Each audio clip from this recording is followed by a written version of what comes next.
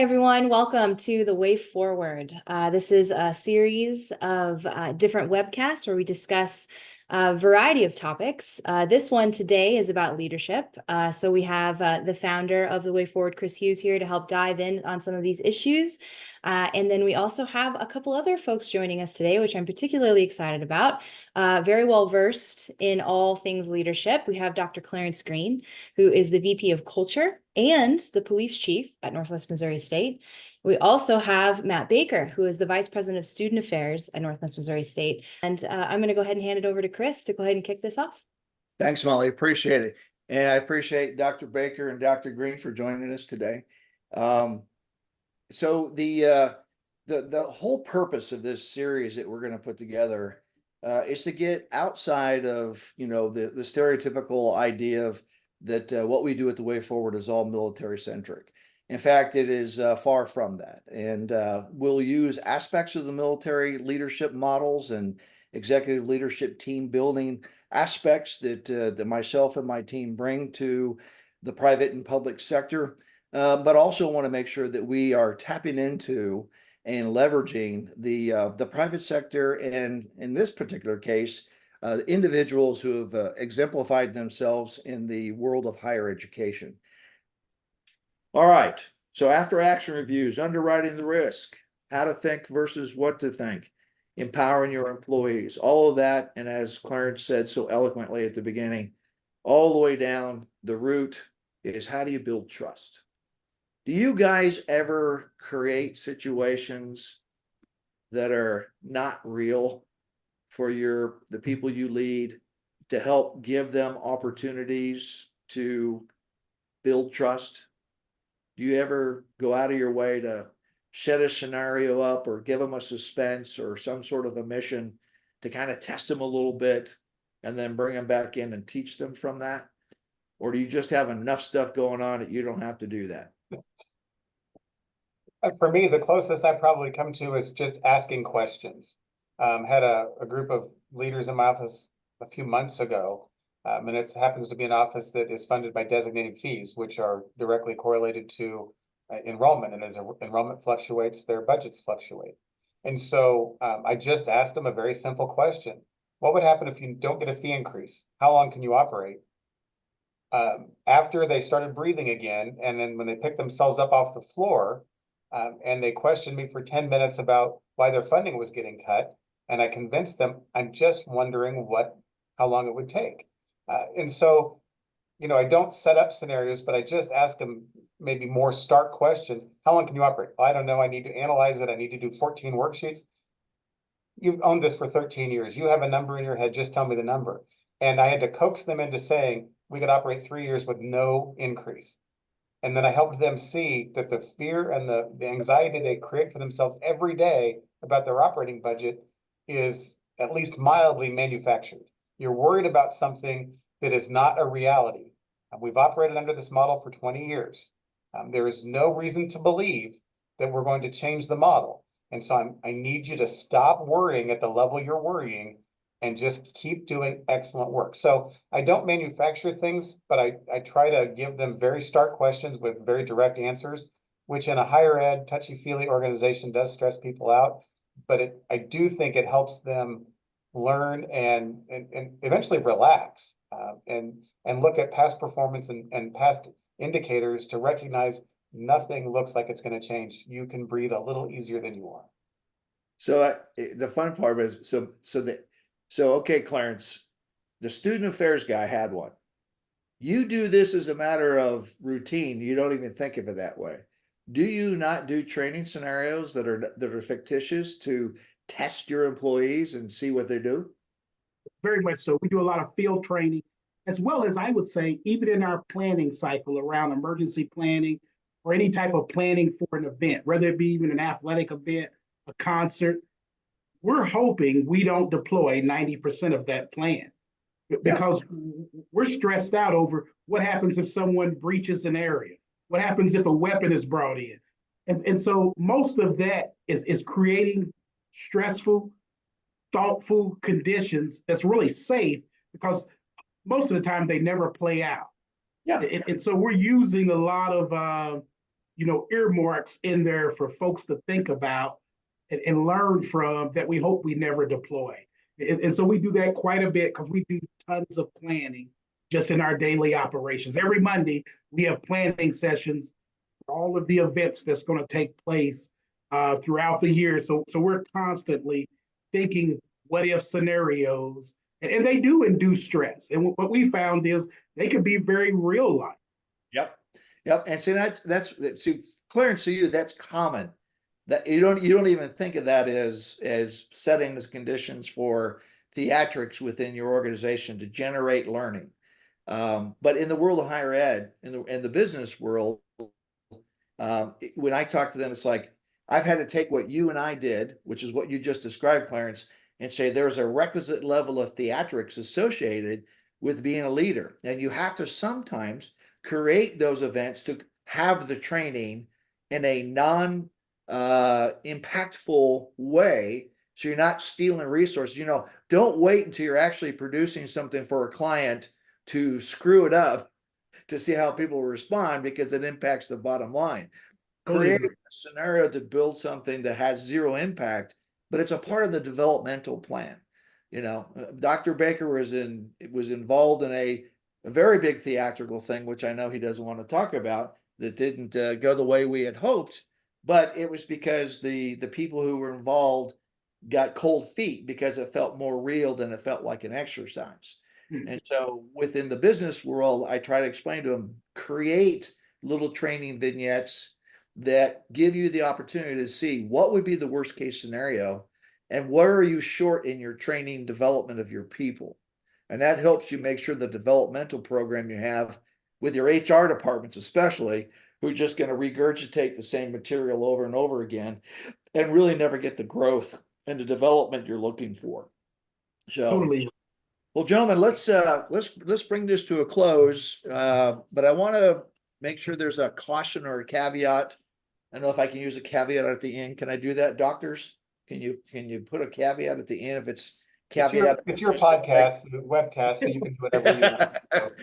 Well, I'll have to get the APA 7 reference out here to make sure that that's accurate when we go final with this. But I alluded to it earlier that in this role now in the businesses that I run in retirement, I always want to caution leaders, because here today I got two separate and distinct leaders, but in the same profession, and businesses are like that. There's different categories of people doing different things, but collectively they're creating the whole of whatever it is. And so one size does not fit all.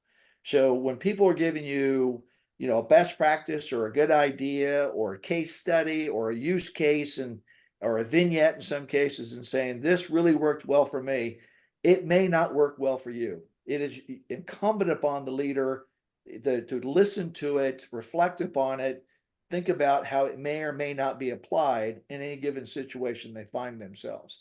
I think it's best, I'm going to quote Daniel Goleman, Goleman. Daniel Goleman, in his book, Emotional Intelligence, Leadership and the Power of Emotional Intelligence. Matt said earlier, he picked a leadership style.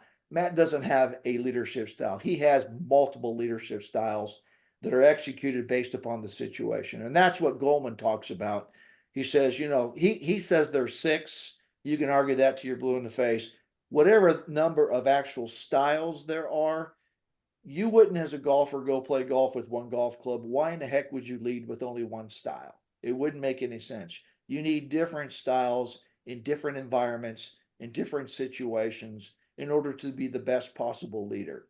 And so I'm going to leave these two guys here to say, what is it that you would like to leave people who are watching this podcast to go reflect, think about, go on a walk, do whatever they do to reflect on something you think would be valuable to them? Clarence, why don't we go with you first, sir? And I'm going to give you 2 thoughts. The first one is, if we want to see different results from our people, i.e. our employees and our students, I think us as leaders are going to have to lead differently.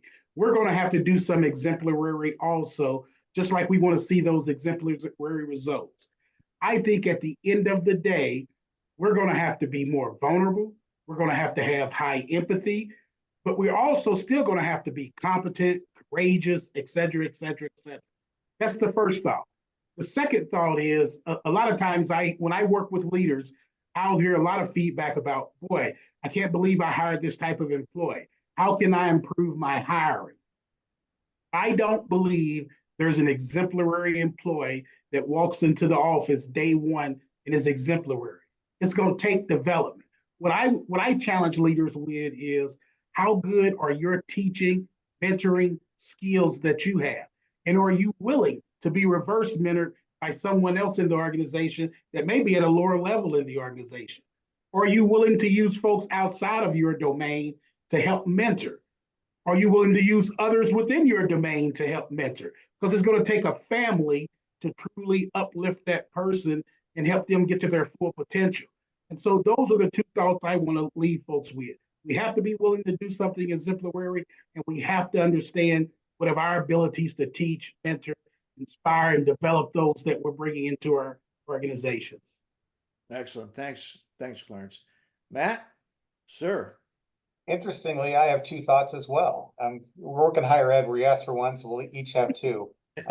So the first one really comes down to your question is, what would you take away? And, I think a lot about the difference between management and leadership. I think about the Deming studies of efficiency, and I think management in many ways is easier. It's a productivity measure. It's a get this done. How fast did you get it done? How much waste did you have? What resources did you use? I think that's probably in many ways easier. But I think leadership is an art. So, the management is the science and leadership is an art. And it's situational.